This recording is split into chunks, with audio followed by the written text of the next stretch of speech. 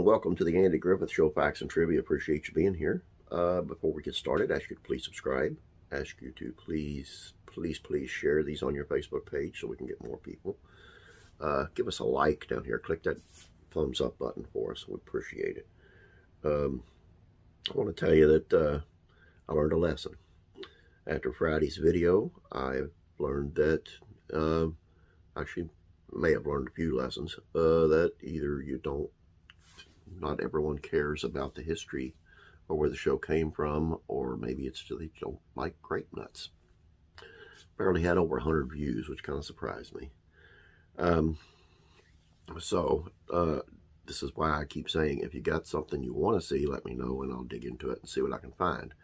Today's video is in that, I won't say venue, but someone did ask about this character and how this character got so much power. And so today's video is on a character that Andy Griffith did not like and did not want on the show. And let's get into that. Andy Griffith's show was so good it remains one of the most popular classic TV shows. Most of that was due to the genius behind the scenes.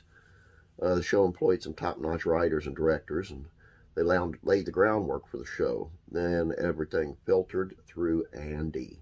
He added his voice to the series. Now, Andy had a hefty amount of creative control, and it was his show to a certain extent. For instance, when they did table reads, he would alter scripts to his liking. If Andy didn't like a line, he'd throw it out. If something didn't fit with the vision, he would change it. However, Andy didn't always have the last say in the series. In fact, now and then, he had to go along with what the showrunner, Sheldon Leonard, wanted. Usually, Andy would grin and bear it, but when the showrunner decided that Andy needed a boss figure, it caused their first and only argument. In the end, Leonard won.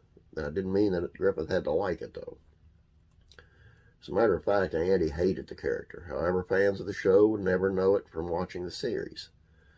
The character that Sheldon Leonard thought that the Andy Griffith Show absolutely needed was a mayor. He figured that he could be a boss of Sheriff Taylor. It would add some tension and a little comedy. However, Andy hated the idea. It wasn't having a boss figure that Andy disliked. In fact, he liked the idea of having a boss. The reason he hated the idea was the mayor is a local official.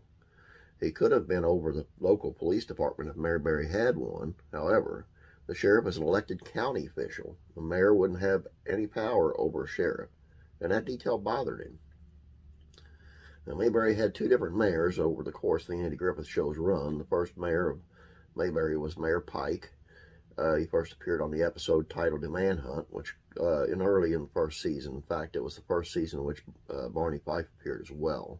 Mayor Pike was only in 11 episodes throughout the first two seasons of the Andy Griffith Show. Pike's character exited the show because Dick Elliott, the actor who portrayed him, passed away midway through the Andy Griffith Show's second season. God rest his soul. His departure was never addressed on screen. Then Mayor Stoner came along in season 3, and Mayor Stoner was played by Parley Bear.